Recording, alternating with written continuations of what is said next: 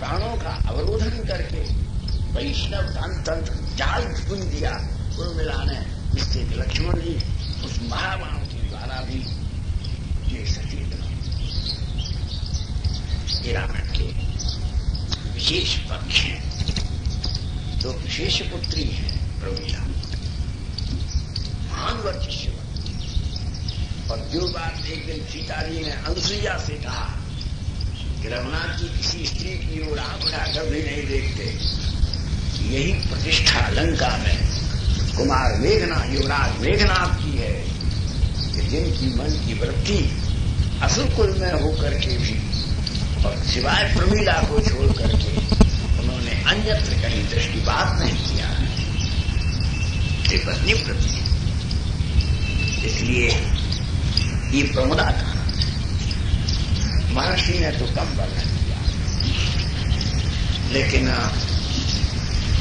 बंगला में विश्व के महाकवि,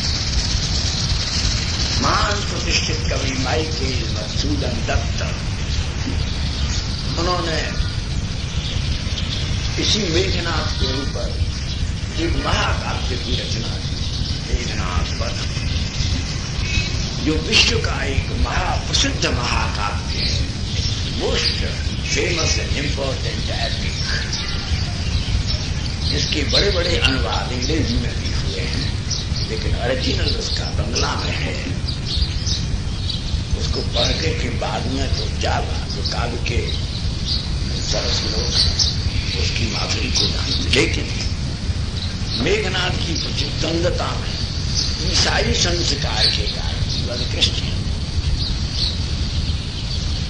उन्होंने लक्ष्मण जी के चरित्र को थोड़ा परंपराओं के विरुद्ध लिख करके गुरुदेव रविन्द्रनाथ, D.L. रॉय, बंकिम चंद्र चट्टोपाध्याय और अपने समय के सारे कृतिकों ने उस ग्रंथ की अति निंदा कर, इसमें महाकाव्यों के सर्वगुण होने पर भी परम गुरु श्री लक्ष्मण जी के स्वभाव के विरुद्ध लिखा गया है। इसलिए भारतीय संस्कृति में ये विवर्जित काव्य है। गुरुदेव रविन्द्रनाथ तो अब हम तो अपने समय में थोड़े साहित्य की रुचि वाले विद्यार्थी रहे तो इनका आनंद लेते, परंतु जब सुलोचना के चरित्र की बात कहते हैं तो महाराज जितनी विश्व की नायिका है, माइकेल की प्रमिला अद्वितीय नायिका, उसका जो उत्तम वर्णन महाकवि ने किया, माइकेल ने किया है, उनका सौरी निष्ठा इसमें सीमित हो। तो इनके यहां वीरांगनाओं हनुमान जी बोले यहां अटकना और जूझना ठीक नहीं, इसलिए उस नंदन कानन चैत्य कानन ये देवताओं के दो बड़े बगीचा हैं, तो चैत्य कानन और नंदन कानन का भी सारे का सारा वैभव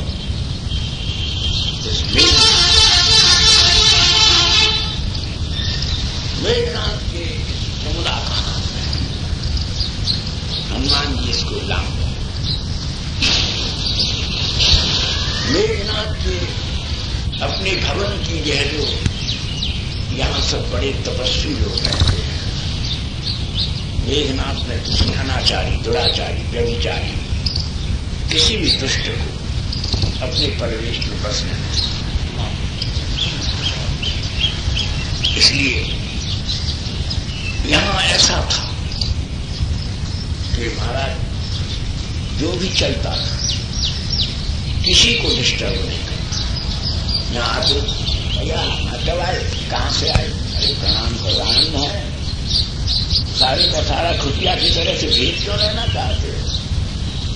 कोई किसी स्त्री को नहीं टोकता, कोई नहीं देखता कौन जा रही है कौन आ रही। कृष्णाभिसारिका, शुक्लाभिसारिका, दिवाभिसारिका, सर्वांश विभाग विभृता अभिसारिका, श्वेतांबर अभिसारिका, अष्टांबर घटा, ये सब प्रकार की अभिसारिका है जो रात्रि के समय या दिन के समय अपने अपने प्रियों से मिलने के लिए अभियान कर रही हैं।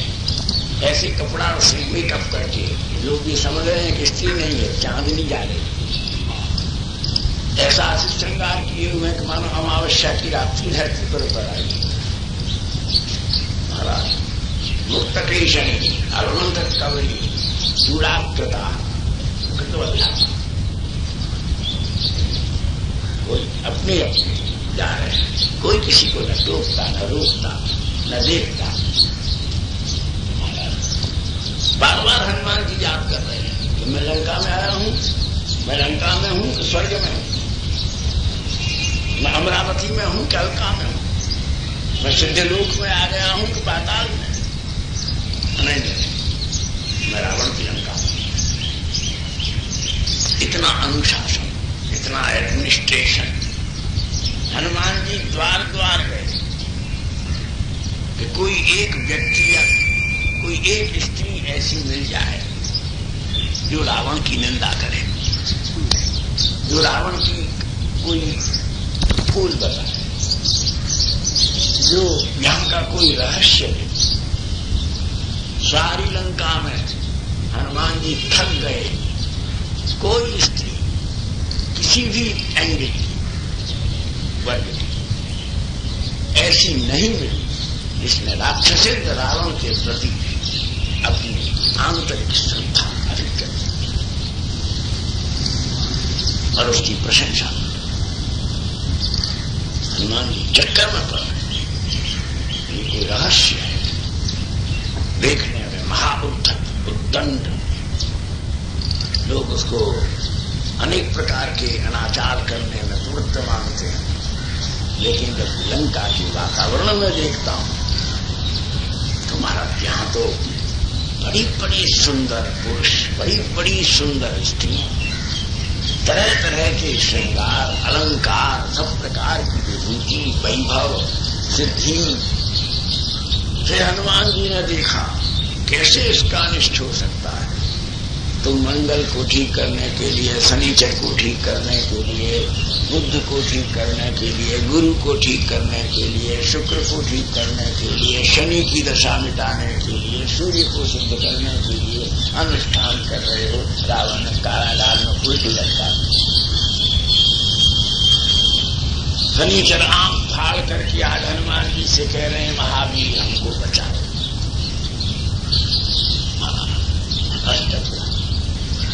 काल ने सबको बांधा है, रावण ने काल को कैद। वरुण कुबेर और यम प्रणाम करके इसके स्नान का पानी भर चला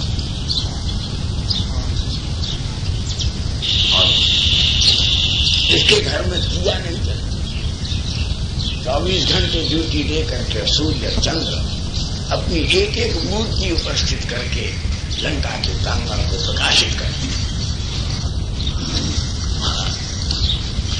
इसका एक पर्वतमाला है, उसके ऊपर से अमृत की धारा बहती जो सारी लंका में खारी समुद्र के भीतर बसी हुई लंका को ठीक समय के ऊपर मीठे पानी की सप्लाई पुष्कल बिल्कुल चल रहा। इसलिए महाराज सुंदर है किम न सुंदर, सुंदर कांड में अति सुंदर है हनुमान जी। तो इस प्रकार से हनुमान जी ने सर्वत्र लंका बड़े बड़े हनुमान जी को चक्कर आ गए जब उन्होंने रावण की यज्ञशाला में जाकर और राक्षस ब्राह्मणों के मुख से वेद का पाठ सुना। तो रावण हनुमान जी ने हाथ उठाकर कहा, उत्तर और पूर्व भारत में वेद पाठ की ये संस्कृति है। ऐसे बड़े बड़े मनीषी वैदिक पंडित 24 घंटे यज्ञ कुंड प्रज्वलित रहेगा। रावण का विश्वविद्यालय देगा, इसके तेजस्वी स्नातक वेदों का और उपनिषदों का व्याकरण साहित्य आदि का योग पूर्वक इस दायित्व के साथ वे आज के विद्यार्थी की तरह राजनीति के हड़तालों में, जुलूसों में और चक्करों में नहीं पड़ते। रावण की आज्ञा थी कि किसी विद्यार्थी और अध्यापक का ध्यान किसी भी व्यवहार की ओर आकर्षित न किया जाए। वहां प्रत्येक अध्यापक उनको ये चेतावनी देता था कि तुमको अपने इस विराट देश का एक महान नागरिक होना है और उस समय तुमको अपनी इन परिस्थितियों को संभालना। सब व्यवस्थाएं हनुमान जी ने देखी, लेकिन बहुत श्लोक कूट है, क्योंकि रावण के चरित्र का चिंतन प्रतीत हो रहा। उसे एक राक्षस, एक अनाचारी उसका रोल है, इसलिए उस रोल में कोई फर्क न पड़े। अतः इसके वर्णन करने में महाकवि ने कूट का, श्लेष का और वक्रोक्ति का, तीन बड़े गंभीर अलंकार हैं। कहाँ वक्रोक्ति हुई है और कहाँ श्लेष हुआ है, कहाँ व्यंग आयरनिकल, कहाँ व्यंग हुआ है। काव्य में तो वाच्यार्थ प्रतिपादन होता ही नहीं है। कहाँ लक्षणा, प्रयोजनवती लक्षणा हुई है और कहाँ व्यंजना के द्वारा उस अंतर रहस्य का प्रकाशन किया गया है। इसलिए सुंदरकांड बहुत गंभीर है।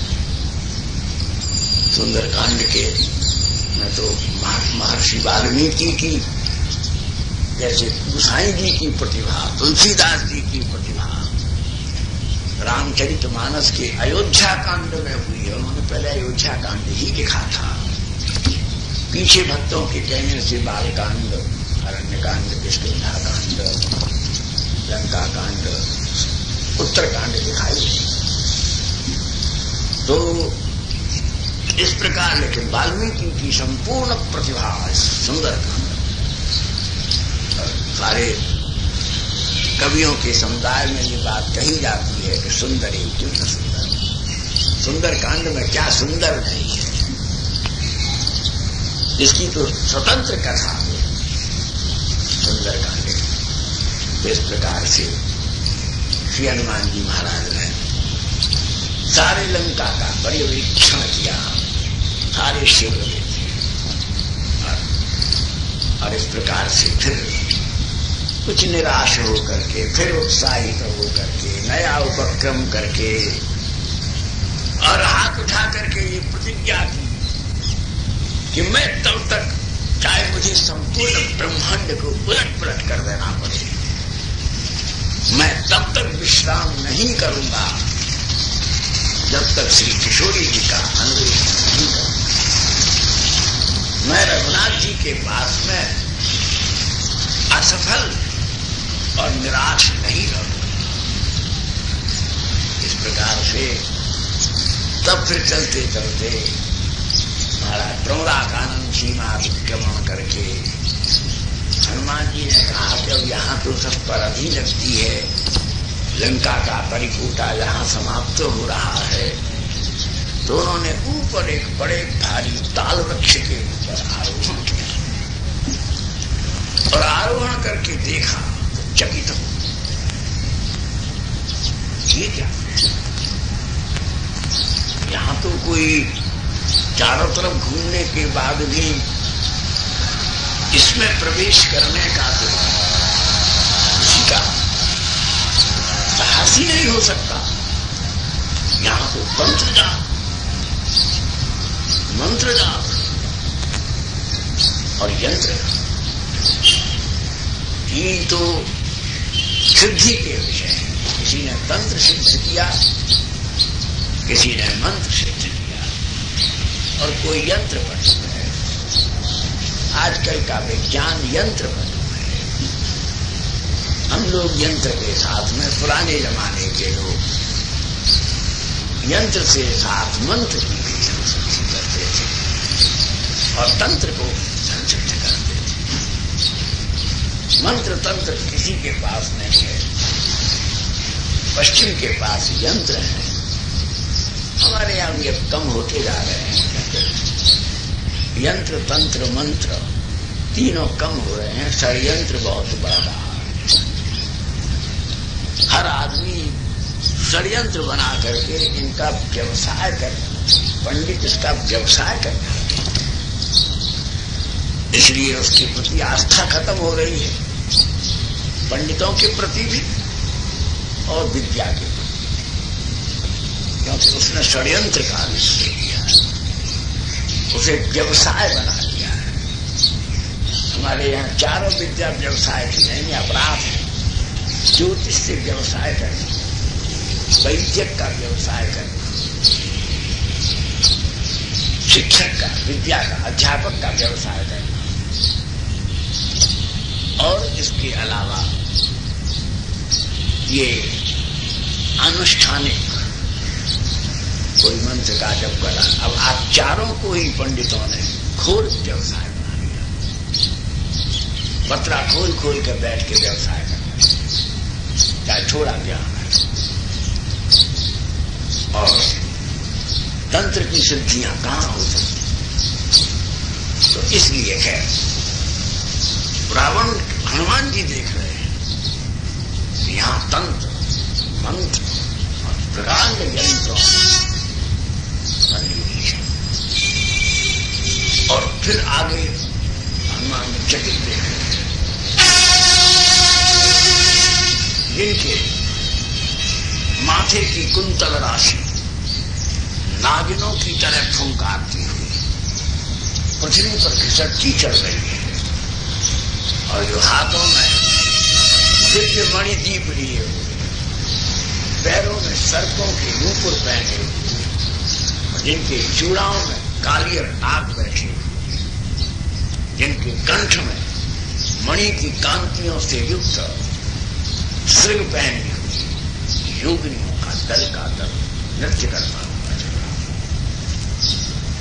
बड़ी बड़ी दीर्घ जिनके शरीर, चंद्रमा भी जिनके मुख को देख करके लज्जित हो जाए, कमल की सी दीर्घ जिनकी आंखें, अमावस्या की घनी रात्रि की सी बिखरी हुई जिनकी अलकावली, बिंबाधर के समान होठों पर स्मित के कौनते हुए विद्युन्नाथ, ऐसी अपनी सुधांशु दंत पंक्तियों की चांदनी से विमोहन उत्पन्न करती हुई साक्षात यक्षिणी गंगा, और अनेक प्रकार के आरोह से अवरोह से लय तालों से युक्त आलाप करती हुई दिव्य स्तोत्रों का, सूक्तों का और महेंद्र स्तोत्रों का गान करती हुई, जैसा अब ये एक स्तोत्र इन्होंने पढ़ा आपके सामने, जो क्या भगवान रामेश्वर की स्थापना के पूर्व से श्लोक का गान,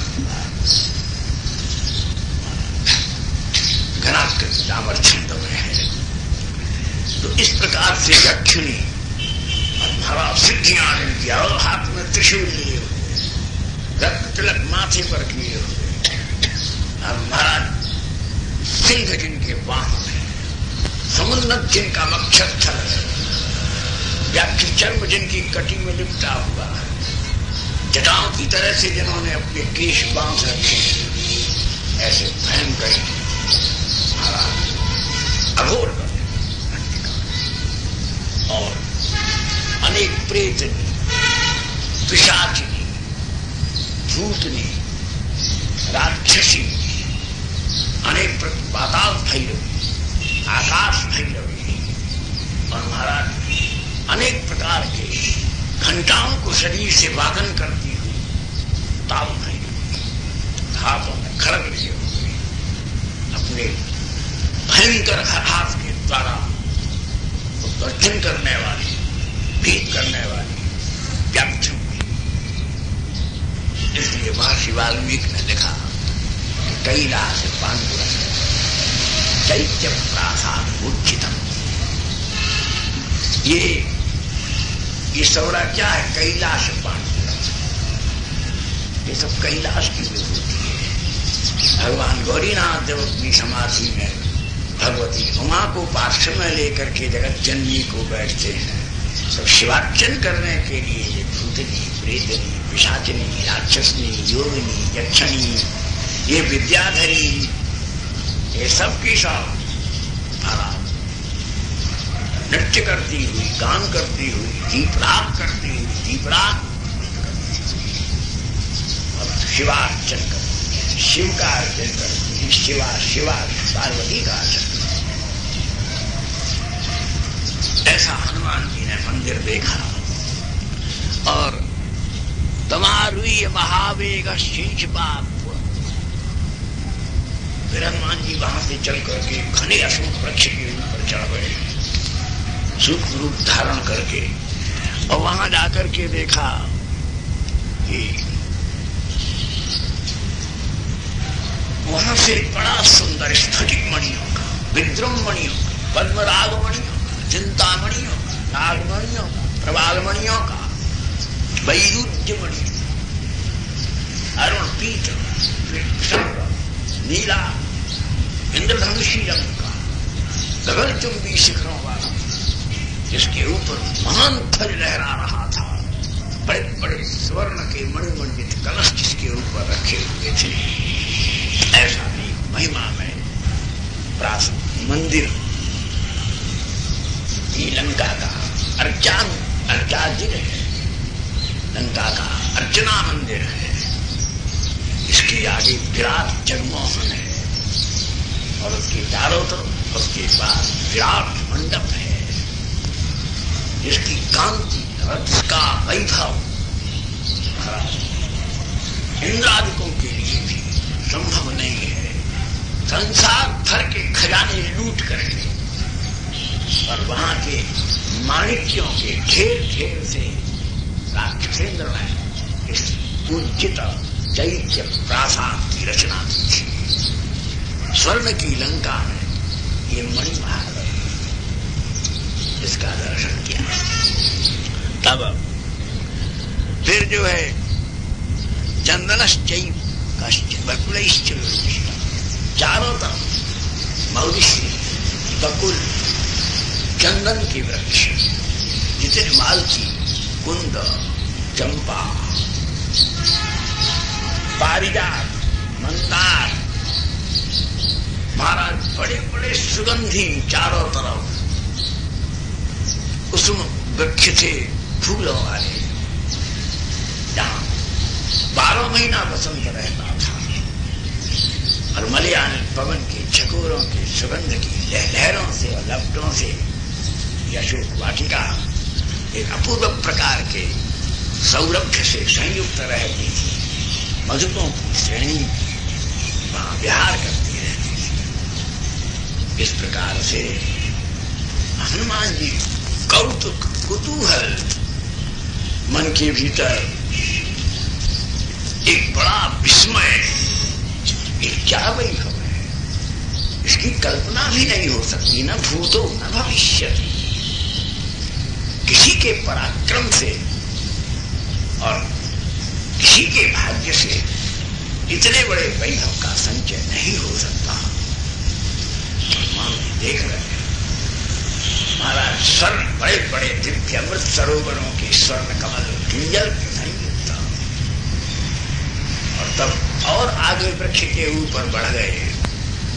आगे बढ़ करके देखा हनुमान जी ने, एकदम चकित हो गए कि वहां मंदिर के भीतर चारों तरफ अनंत राक्षसियों का, जो ब्राह्मण की मुख्य प्रधान अफसरी, हाथों में खड़ग लिए हुए मंदिर के द्वारों पर उनका पहरा था, बिना अनुमति के, जिसके भीतर किसी का भी प्रवेश करना कदापि संभव नहीं था।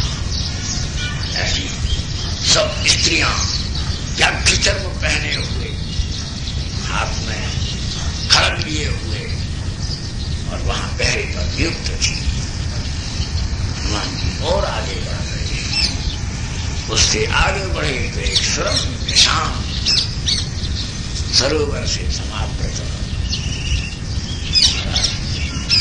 जब हम कह नहीं सकते, कोई निश्चित बात नहीं है, लेकिन जब ये दरबार साहब की या दुर्ज्ञानी की रचना की गई हो तो जरूर किसी कलाकार ने वो नक्शा वाल्मीकि से चतुर्दिक से दीपस्तंभ लगे हुए थे और चारों तरफ माणिक्यों का जड़ा सूर्य की किरणों के स्पर्श से जगमग जगमग जो किरणों का प्रसारण था। हनुमान जी चौंस चकाचौंध हो गए और फिर वहां से आगे बढ़े तो महाराज उन्होंने मंदिर के उपत्यका में चारों तरफ बड़ी बड़ी बढ़िया स्फटिक शिलाओं पर संगमरमर उनमें जो कटी हुई जालियां थी उनमें से जो मंद मंद शीतल प्रकाश निर्झरित हो रहा था और एक चारों तरफ 12 दरी जैसा और उसके ऊपर दिव्य जैसे पन्नाओं का पन्ना हरा जैसे पन्नाओं का और मरकटमणियों का नीलावकांति की मरकटमणि और पन्ना बहुत कीमती है। पन्नाओं के जड़ाव से युक्त एक विराट सिंहासन बना हुआ था। उस सिंहासन के ऊपर जो 12 महीना विशेष विश्वकर्मा का विनिर्मित कल्प वृक्षों की शोभा को भी विनंदित करने वाला एक नीलावकांति और जाड़ों में शिशिर काल में ऊष्मा देने वाला और ग्रीष्म काल में शीतलता देने वाला, प्राकृत में मेघों की जलधाराओं को रोक लेने वाला और हेमंत के शीतकंप का अवरोध करने वाला, बसंत में पुष्पों के दिव्य पीत पुष्पों का वर्षण करने वाला और शरद में श्वेत पुष्पों के मकरंद का अभिसिंचन करने वाला एक विराट अशोक वृक्ष था। और उसकी उपत्यका में चारों तरफ अशोक का हनुमान जी ने धीर गंभीर भाव से फिर पर्वतारोहण से वृक्षारोहण पूर्वक उस उपत्यका में प्रवेश किया और जब वो देख करके चकित हो गए कि उस सिंहासन के ऊपर एक हाथ टेक करके जिनके सुंदर मुखारविंद के ऊपर हल्की हल्कावली बिखरी हुई थी, जिनके मस्तक का सिंदूर बिंदु दीप्त तो हो रहा था लेकिन बहुत पूर्व का होने से वो थोड़ी सी मलिनता हाथे हो गया और दूज की चंद्रमा के द्वितीया के चंद्रमा की क्षीण कला के समान प्रियतम के विरह में दशा होने के कारण जिनका शरीर बहुत दुर्बल हो गया था। श्वेत साड़ी को पहने हुए वो ऐसे लग रही थी कि जैसे किसी कमल सरोवर के श्वेत सुंदर कमलों के स्तबक को किसी चंद्रमा की ऊर्जस्वित श्वेता चांदनी के आवरण में आविष्कृत किया गया। और तब महाराज अशोक वनिकाया तस्यां वानर पुंगवः सददर्शा विदूरस्थं चैत्य प्रासाद उज्जितं मध्यस्थं सहस्रेण स्थितं कैलास पाण्डुरं प्रवालकृत सोपानं सप्त कांचन वेदिकं मृषन्तमिव चक्षुंषि ज्योतिमानमिव श्रियाः निर्मलं प्रांशुभावत्वात् लिखन्तमिवाम्बरम्। क्या वर्णन किया है महर्षि ने।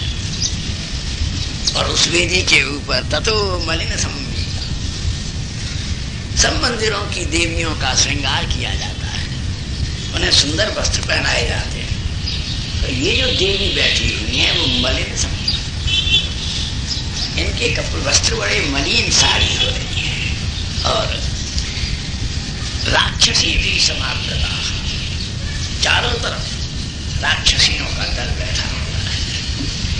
उपास कृष्ण बहुत दिनों के कारण से जिन्होंने उपवास किया है, न जल पिया है न पानी पिया है, इसलिए सहज सौंदर्य में मुख थोड़ा मुरझा गया है, मुरझाया हुआ मुखारविंद है। निश्वसंति पुनः पुनः, जैसे जैसे किसी गहरी वेदना और किसी की गहरी स्मृति से बार बार श्वास लेने से उनके शरीर में जैसे हवा के झोंके से लता में कंप होता है, ऐसे प्रीतम की याद में निकली हुई तेज श्वास के संघात से प्रिया जी के श्री विग्रह में आकंप हो रहा है। और ददर्श शुक्ल पक्षा, जैसे शुक्ल पक्ष मूर्तिमंत होकर के और द्वितीया के पूर्ण चंद्रमा के संयुक्त होकर के अवस्थित हो, जैसी दुगनी हो रही।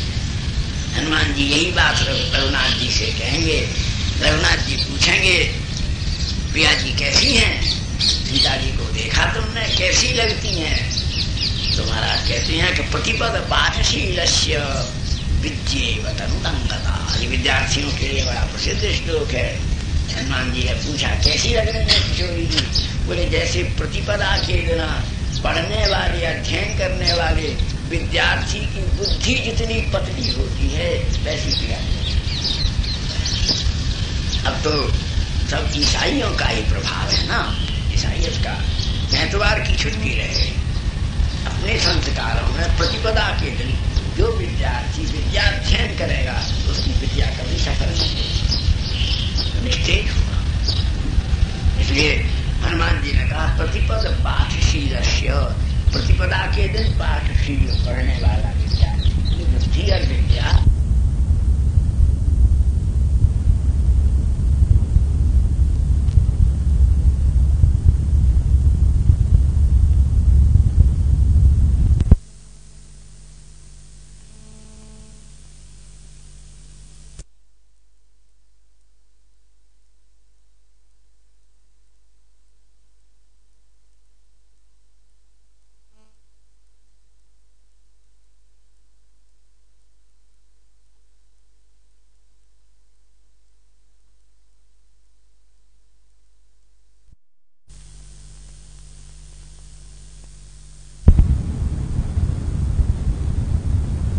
मंदक्षायमानेन, महाराज कैसे अति दुख संतप्ता है तो पूर्ण चंद्रानना।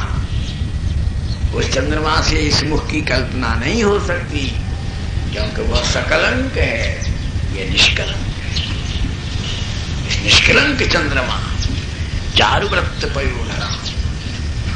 महाराज जो हनुमान जी ने दर्शन किया, जो लक्षण रघुनाथ जी ने अपनी किशोरी जी के बताए, वो लक्षण हूबहू जब हनुमान जी को मिल गए तो मुट्ठी बांध करके आनंदमय होकर के मैं सफल हो गया, मैं कृतकार्य हो गया। अब कोई संदेह नहीं रहा, हो न हो यही मिथिला नरेंद्र नंदनी इच्छा कुल राजबधू रघुनाथ की प्राण प्रिया है। कह करके हनुमान जी ने जय घोष किया। और तब ताम नीलकंठिम बिंबोष्ठिम सुमध्याम, क्या वर्णन करो। महाराज श्री किशोरी जी के हनुमान जी एक हाथ जोड़े हुए गदगद होकर के अवलोकन करते रहे। तभी महाराज क्रोधान हुआ, सावधान सावधान राक्षसेंद्र आ रहे हैं।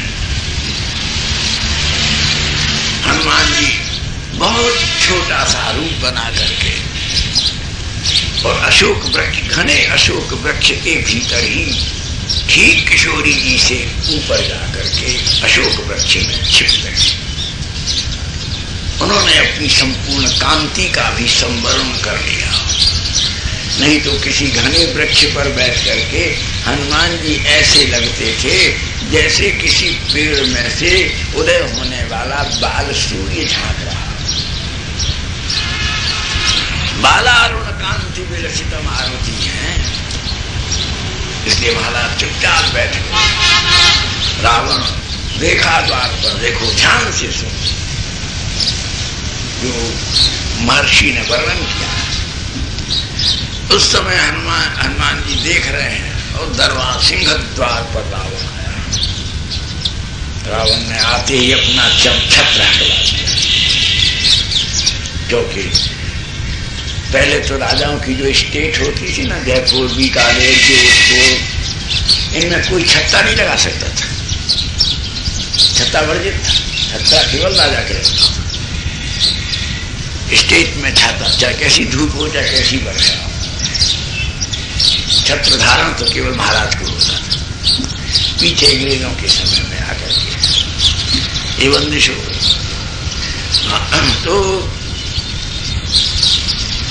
इनकी अपनी संस्कृति थी।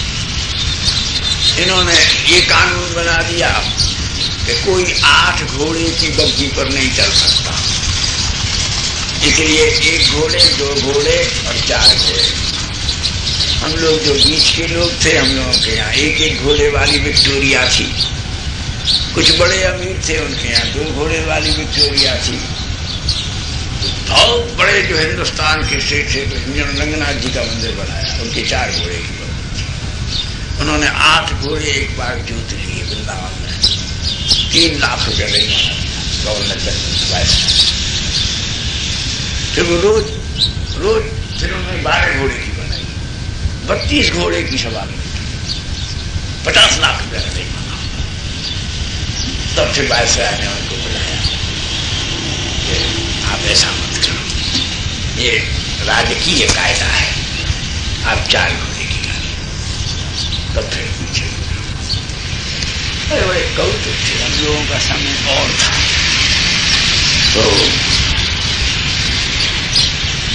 तो इस प्रकार से ये महाराज वहां के सब कायदे थे। रावण ने अपना छत्र हटा दिया, चमर वालों को हटा दिया रावण ने, और अपने जूते उतार दिए और अंगरक्षकों को दूर खड़ा कर दिया। मंदोदरी विद्युन्माला 100 रानियों को लेके आया, जो मुख्य महारानी थी। महारानी महिषी थी, श्री मंदोदरी। महिषी के नीचे महारानी और महारानियों के नीचे रानी। तो 100 महारानियों को लेकर और सबको बाहर खड़ा कर दिया। देखो, हनुमान जी को बहुत अजूबा लगा। कहीं कोई दुष्ट भाव से कोई स्त्री के पास जाए तो अपनी पत्नी को ले जाकर मरेगा क्या? पत्नी बर्दाश्त करेगी क्या?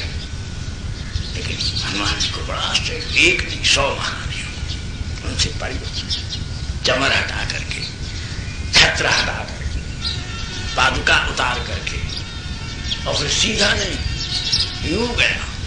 और फिर महाराज बाजे बज रहे थे। कोई बाजा बजा के जाता है क्या? बाजे बज रहे थे, राजकीय सूर्य बज रहा था, बड़ा गोमुख, अब फेरी नाद हो रहा था, और उनके साथ में नंगे पैर बिना चमर छत्र के रावण जाना। अब फिर वहां से परिक्रमा देता, और फिर नतनयन किशोरी से पूछा कि रावण बकता था, वो बकता तो बहुत था, लेकिन आंख उठा के कभी बकता तो बहुत था, लेकिन हरकत नहीं करता कोई इसकी। और जो रावण ने जो बातें सीता जी से कही हैं, देखने में बड़ी बड़ी भक्ति, जैसे कामी पुरुष किसी स्त्री को प्रसन्न करने के लिए कहते, लेकिन उनके अक्षरों को इधर उधर कर दो, सब स्त्री सूत्र पुरुष, सब वेदांत खोज, सब स्तवन किया है, क्योंकि रोध है, लेकिन वास्तव में तो जगत जननी है। रावण जानता है कि वैकुंठ स्वामिनी साक्षात श्री लक्ष्मी जी को लाया। तुम्हारा परिक्रमा देता आकर के, और फिर उसने बड़ी बात, किशोरी जी ने एक तिनका हाथ में लेकर, मर्यादा तिनका हाथ में लेकर, राक्षसेंद्र मैं तुम्हारे महलों में नहीं जा सकता। क्यों? बोले इसलिए कि तुम में और राम में बहुत अंतर है। राम संत परायण है और तुम संत द्रोही।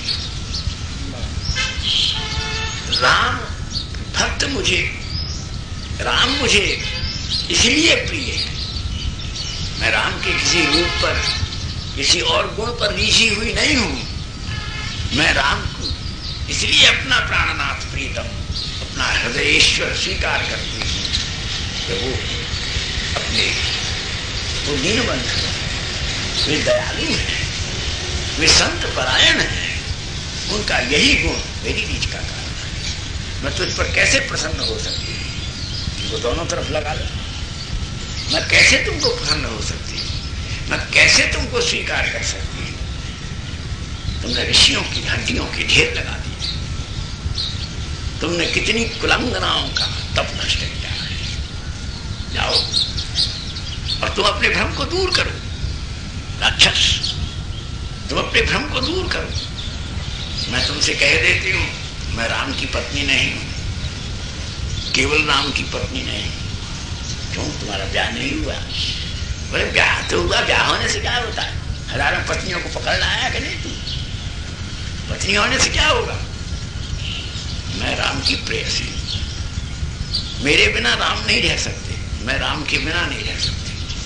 तू शिव जी के दिए हुए भुवन विजयी अपनी चंद्रहास खड़ग से मेरे शरीर के टुकड़े टुकड़े कर दे। हनुमान जी सुन रहे हैं महाराज। हनुमान जी इसलिए तो किशोरी जी के किंकर है कि तू अपने इस चंद्रहास खड़ग से मेरे शरीर के टुकड़े टुकड़े कर दे। तू मुझको राम से और राम को मुझसे अलग कर ही नहीं सकता, क्योंकि मैं ही, राम मुझ में ओतप्रोत है, मैं राम में ओतप्रोत हूं। सीता राममय है, राम सीतामय है। पता कैसे कर सकता है? और इस प्रकार से, इसलिए राक्षसेंद्र, तुम अभी भी श्री राम के शरणागत हो जाओ तो राम का तुम्हें बहुत बड़े से बड़ा प्रसाद प्राप्त हो जाएगा। मैं तुमको क्षमा करा सकती हूँ। और तो रावण ने कहा कि मैं इस खड़ग से तुम्हारे टुकड़े टुकड़े कर दूंगा। किशोरी जी ने कहा मेरे सामने के तिनका में जो तृण मैंने हाथ में लिया है, पहले ऐसा था, या तो घूंघट की ओट से स्त्री बात करती थी, घूंघट नहीं होता तो कोई तिनका लेकर के बात करती। बोले मैं अपने कुलशील लज्जा, इक्ष्वाकुवंश और मिथिलावंश दोनों की राजगरिमा के ये पुत्री और वधू होने के नाते मेरी बहुत बड़ी जिम्मेदारी है। तेरा चंद्रहास भगवान शिव के तेज से युक्त है, लेकिन भगवान शिव सबको, ये खड़ग से सब भस्म हो सकता है, लेकिन मेरी जैसी साध्वी के तेज को भगवान शिव यह कभी स्वीकार नहीं करेंगे। नहीं तो तू अजमा कर दे। हनुमान जी चकाचौंध हो गए। रावण बार बार चंद्रहास हिलाता था, लेकिन चंद्रहास शांत हो गया। दिव्य भगवान शिव के साथ से संयुक्त थे। इस प्रकार रावण ने कहा कि मैं 2 महीने की अवधि तुमको प्रदान करता हूं। 2 महीने की अवधि में या तो तुम राजप्रासाद में आना स्वीकार कर, मैं मंदोदरी विद्युन्माला सारी लंका की सुंदरियों को तुम्हारी किंकरी बना दूंगा। इंद्र वरुण कुबेर यमाद भी जिस वैभव के लिए तड़पते हैं, मैं उसका सबका तुम्हें स्वामिनी बना। बोले रावण इन सबका कोई अर्थ नहीं होता। मैं बहुत बड़े राज्य की रानी हूं, राजराजेश्वरी हूं। अयोध्या के छोटे से राज्य की, बोले अयोध्या के राज्य का नहीं, रघुनाथ के हृदय राज्य की राजेश्वरी। मैं रघुनाथ जी की प्राणेश्वरी हृदयेश्वरी। रघुनाथ जी के इस महान, मैं कहां सिंह की पत्नी सिंहनी गीदड़ की कैसे चाह सकती है? कहां तू विषयी कुत्ता श्रृगाल के समान, और कहां वीर पुंगम संपूर्ण महर्षियों के समाराध्य और मेरे भी प्राणनाथ श्री रघुनाथ जी। मैं बहुत मंदोदरी बहुत प्रसन्न हो रही थी। विद्युन्माला झूम रही थी। विद्युन्माला के शरीर में बिजलियां कौंधती थी। लंका का सारा सौंदर्य राजराजेश्वरी महारानी विद्युन्माला के अंग की कांति के सामने फीका पड़ गया था। विद्युन्माला के सौंदर्य का वर्णन किया जाता। मंदोदरी एक ओर महारानी मैदानव की पुत्री लंका की राजेश्वरी श्री मंदोदरी, नित्य कन्या, अक्षय यौवना, अनंत पद्मगंधा और रूप रसस्मिता मंदोदरी, रावण की एक महान तेजस्विनी सौंदर्य समुद्र की सार चंद्रमा विद्युन्माला। इन दोनों महेश्वरियों के सामने महाराज कज्जलगिरी के समान श्याम वर्ण रावण ऐसे सुशोभित होता था जैसे मरकतमणि के शिखर पर एक ओर तो बर्फ जमी हो और एक ओर मेघ की गिरी हुई बिजली पड़ रही। ऐसे कज्जलांचित मेघ के साथ राक्षसेंद्र की शोभा। तब रावण तब अत्यंत कुपित होकर के रावण अपने अंतःपुर में चला। मंदोदरी ने कहा, विद्युन्माला मेरे और इतनी महारानियों के रहते हुए भी आप एक साध्वी पतिव्रता स्त्री के प्रति ऐसा व्यवहार कर रहे हो। रावण हंसता था, अट्टहास करता, और उसके अट्टहास से लंका कांप जाती थी, समुद्र में ज्वार आ जाता था। वरुण वे यम अपने अपने कक्ष में छिप जाते थे। इसके अट्टहास में मेघों का गर्जन है और समुद्र का गर्जन है। इसके भीतर का पौरुष वन प्रांत के हजारों सिंहों की तरह से गर्जना करके दिशाओं को आक्रांत कर रहा है। उस प्रकार से महाराज रावण चला गया। तब हनुमान किशोरी सब राक्षसियों को कह गया, इनको डराओ, इसको इसके मुंह से हाँ कहलाओ।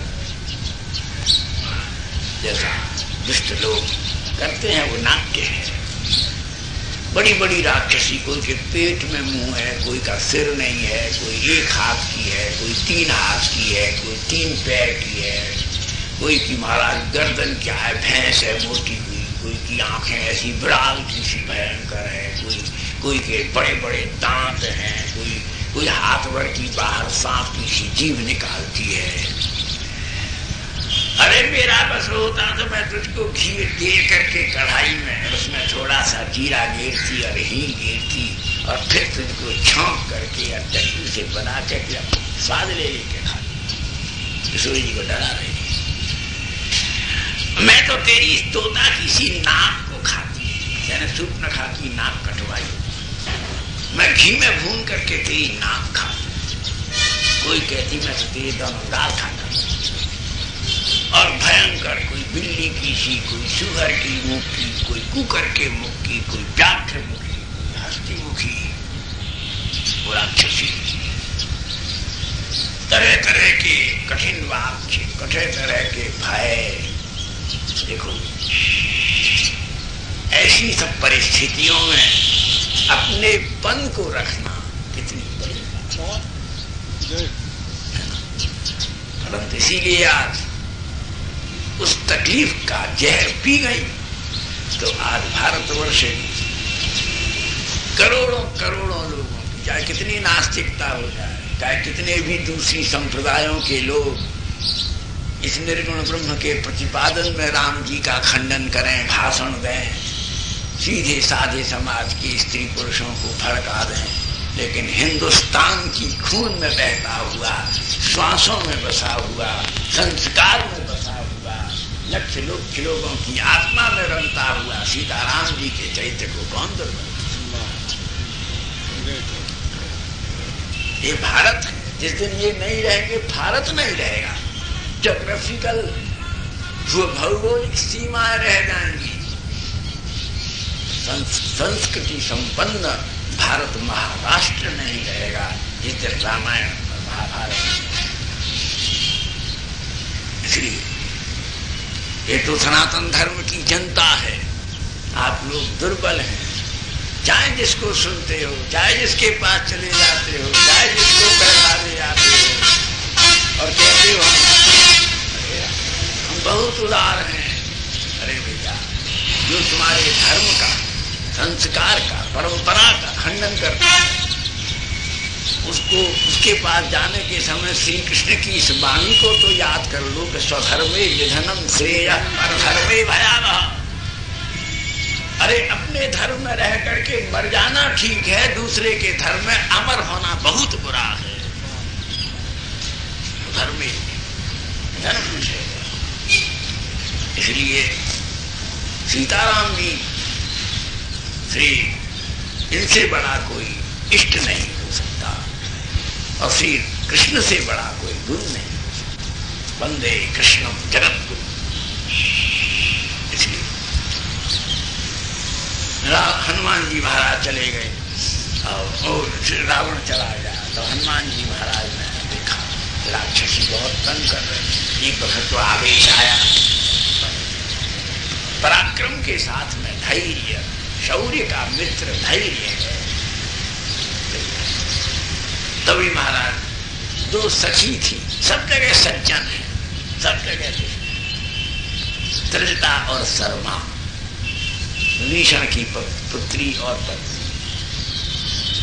ये बराबर आती थी। और विभीषण लंका के महामंत्री थे और रावण के व्यक्तिगत सचिव भी थे। रावण विभीषण को बहुत प्यार करता था। देखो, जिसका जिससे ज्यादा मोह होगा वही उसकी मौत का कारण होगा। मोह के छेद में से ही मृत्यु जीवन में प्रवेश करती है। प्रहलाद से बहुत प्यार करता था हिरण्यकशिपु, प्रहलाद ही मौत बन गए। कंस बहुत प्यार करता था देव की मौत का कारण। रावण बहुत प्यार करता है विभीषण की मौत का कारण। इसलिए शास्त्रकार इसमें एक शिक्षा कहते हैं कि करो कर्तव्य करो, मोह मत करो। सबनी गीता मोह के ऊपर है। महाराज जड़भरत महाराज हिरण के बच्चे पर दया करने की बात थी, शास्त्रीय थी, दया करते, लेकिन दया करने की जगह मोह कर रहे थे। तो मुक्त होने के लिए जा रहे थे लेकिन मृग बन करके रहे। मनुष्य को, ये मनुष्य का यह जो मोह है, और उस मोह में यदि दुराग्रह मिल जाए तो दुराग्रह के विषय से नीम और फिर बिलो चढ़ी मनुष्य के अनिष्ट की अनंत संभावनाएं स्वयं एक संभावित हो जाती है। तो वहां कहते हैं कामे, तब श्री हनुमान जी महाराज ने तब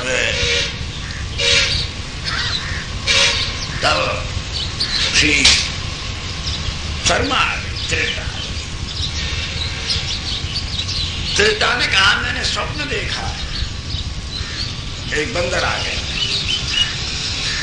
अब यही कहीं है, और उसने सारी लंका जला के भस्म कर। और मैंने रावण को तेल के घड़े में पड़ा हुआ देखा है। लंका के राजपथ लाशों से पटे हुए।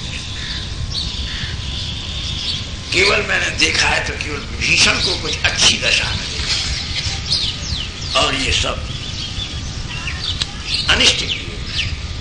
जाओ तुम इन्हें तंग मत करो, इनकी अर्चना करो, अनुकूलता नहीं करो तो प्रतिकूलता मत करो, नहीं तुम सब मर जाओ। और अगर तुम थोड़ी इनकी अनुकूलता करोगे तो ये कृपालु होकर के तुम्हारे ऊपर प्रसाद वर्षित। सब राक्षसी भीत होकर के चली गई, दूर चली गई, बैठ। त्रिजटा ने किशोरी जी को आश्वासन दिया, बहुत समझाया, बोले आप धैर्य रखो, अब ये लंका के दिन दुर्भाग्य के गर्त में गिर रहे हैं। आपके दिन बालारों की तरह उदय होने की दिशा में। मेरा प्रातः काल का स्वप्न मिथ्या नहीं हो सकता। ये कह करके त्रेता चली गई। अब हनुमान जी के मन में भाव आया, कैसे करें।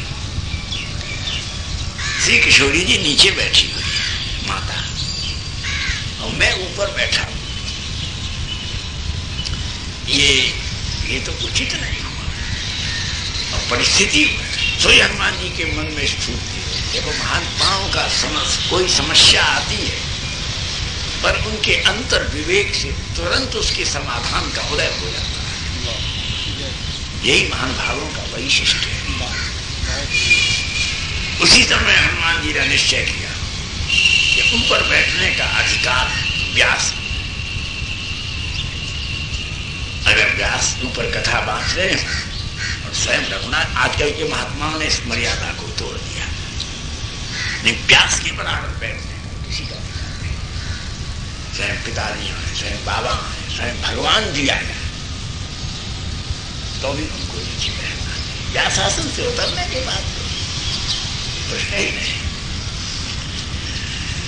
हनुमान जी ने कहा, मैं व्यास क्यों नहीं बन जाऊं। और महाराज दिव्य व्यास के रूप में हनुमान जी ने अपनी गदा वृक्ष के ऊपर अवस्थित करके आवाहन करके वो बंजी और वादन करते हुए अलौकिक ढंग से, क्या संगीत, स्वर, लय, ताल समन्वितम। हनुमान जी ने राम कथा का गान आरंभ किया। और कैसे किशोरी जी पृथ्वी में से प्रकट हुई, कैसे जनक महाराज के यहाँ धनुष यज्ञ हुआ, कैसे स्वयंवर की माला पहनाई, कैसे अयोध्या में आए, परशुराम संवाद हुआ, राजवंश इच्छापवंश में विहार हुआ, वनवास हुआ, सुग्रीव से कैसे मैत्री हुई, सीतान्वेषण कार्य आरंभ हुआ, और कैसे वही उस रघुनाथ जी के भेजे हुए इस समय यहाँ आकर के वृक्ष के ऊपर बैठे हुए हैं। ये हनुमान जी ने गान किया। सारी अशोक वाटिका इस मंगल संगीत की कल्लोल धारा से गूंज उठी। पल्लव पल्लव सिंच गया राम कथा से। किशोरी जी आनंद में छूट गई। बहुत दिनों के बाद इस लंका में रात दिन निंदा, स्तुति, आक्षेप, जिसे देखो स्त्रियों के रूप का वर्णन कर रहा है, कर रहा है। रात दिन विषय, विलास, भोग। ये कौन महान भाव है जिन्होंने आज राम कथा की स्रोतस्वनी से लंका के वातावरण का अभिसिंचन कर दिया है। चतुर्दिक देखने लगे और किशोरी जी ध्यानमग्न होकर के सुन रहे। बार बार केवल ऊपर देखती थी, उनकी मांग के ऊपर टप टप टप आंसू कंठ से। तब प्रिया जी ने कहा, अरह से कपि श्रेष्ठ मया समभिभाषित यद्यसि प्रेषितस्तेन रामेण विदितात्मना। मुझे विश्वास हो गया, मैं तुमसे बात करने को तैयार हूं, तुम नहीं आओ। मुझे विश्वास हो गया तुम रावण नहीं हो सकते। हनुमान जी ने कहा, स्वामी मैं रावण क्यों नहीं हो सकता। बोले इसीलिए कि वो भी महापंडित है, तुम भी महापंडित। वो वेदों का ज्ञाता है, तुम्हें वेद सिद्ध है। वो भी बड़ा मायावी है, कपटी है, सब कुछ है। कोई कितना भी बड़ा पंडित क्यों ना हो, बड़े बड़े तर्क कर सकता है, मायावरण कर सकता है, तंत्र कर सकता है, मंत्र कर सकता है, अनुष्ठान कर सकता है, अध्यापन कर सकता है, लेकिन विशेष राम कृपा जात प्रतिभा के बिना राम कथा नहीं है।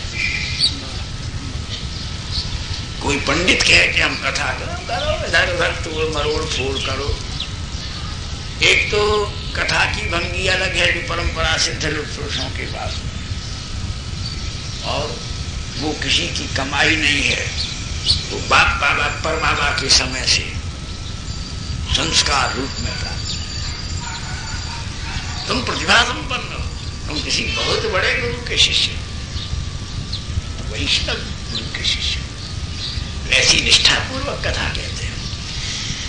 लेकिन विशेष बात यह है कि तुम आंसू भरी आंख से कथा कहने रावण के बस की नहीं है। तुम्हारी कथा में जो आंसू टपक रहे हैं, हे वैष्णव श्रेष्ठ, यही तुम्हारा मंगलमय सब। इसी से ये प्रमाणित है कि तुम रावण नहीं हो सकते। इसलिए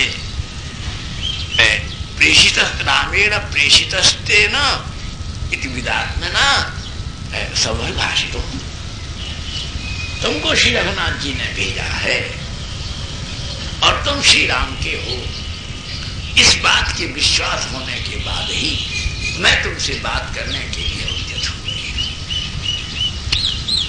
तो हनुमान जी महाराज उस वृक्ष से नीचे को, और जैसे ही नीचे कूदे तो महाराज किशोरी जी उठ करके राम का अभिनंदन, अभिवादन, मधुपर का समर्चन और नैवेद्य, ये 5 अभ्युत्थान कर दिया। किशोरी जी ने हनुमान जी का अभ्युत्थान किया, तुम राम के हो, इससे बड़ा अभिवादन क्या हो सकता है?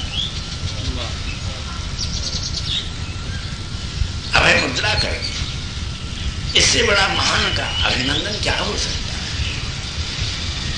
एक दृष्टि में लंका के सारे फलों को नैवेद्य के रूप में, प्रसाद के रूप में श्री किशोरी ने अर्पण कर दिया। इससे बड़ा नैवेद्य अर्पण क्या हो सकता है? नैवेद्य अर्पण कर दिया और इसके बाद बैठा करके और प्रशस्ति कह करके, जिज्ञासा करके और समर्पण किया।